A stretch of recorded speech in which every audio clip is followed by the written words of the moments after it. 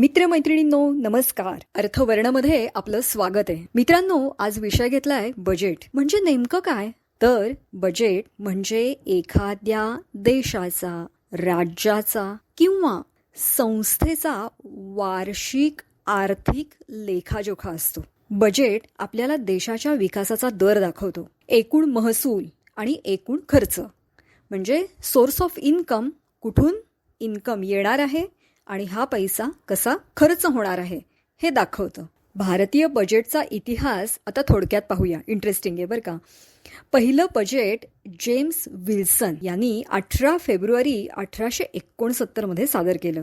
आणि स्वतंत्र भारताचं पहिलं बजेट R.K. षण्मुखम चेट्टी यांनी 26 नोव्हेंबर 1947 पहिलं स्वतंत्र भारताचं बजेट मांडलं गेलं. आधी बजेट फेब्रुवारीच्या शेवटच्या वर्किंग डेला दुपारी 4 वाजता सादर होत होतं. पण 1999 पासून सकाळी 11 वाजता सादर होऊ लागलं. मित्रांनो, टेक्नॉलॉजी जशी अवगत होत गेली तशी बजेट मांडण्याच्या पद्धतीतही बदल होत गेले. आधी ब्रीफकेसमधून पेपर्स आणले जायचे आणि ते वाचून दाखवले जायचे.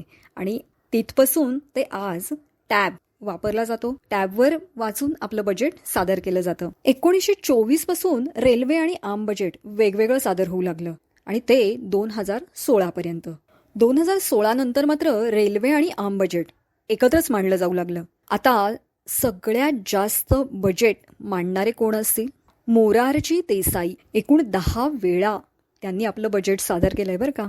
आणि सगळ्यात मोठं बजेटचं भाषण निर्मला सीतारामन, आणि ते होतं 2 तास 42 मिनिटं. आणि सगळ्यात छोटं भाषण हिरूभाई पटेल यांनी 1977 साली केलं. ते होतं अवघं 800 शब्दांचं. मित्रांनो, बजेट हे समजून घेणं आवश्यक आहे, कारण यामुळंच सरकारी धोरण म्हणजेच टॅक्स किती बसणार आहे आणि खर्चाच्या वाटा कशा फुटल्या आहेत त्यावरून कल्याणकारी योजना समजतात. त्याचप्रमाणे या योजनांचे लाभार्थी कोण आहेत, आपण आहोत का, हे सगळं समजतं. त्यामुळं बजेट म्हणजे काय हे माहिती असणं नक्की आवश्यक आहे. बरं मित्रांनो, पुन्हा भेटूया. नमस्कार.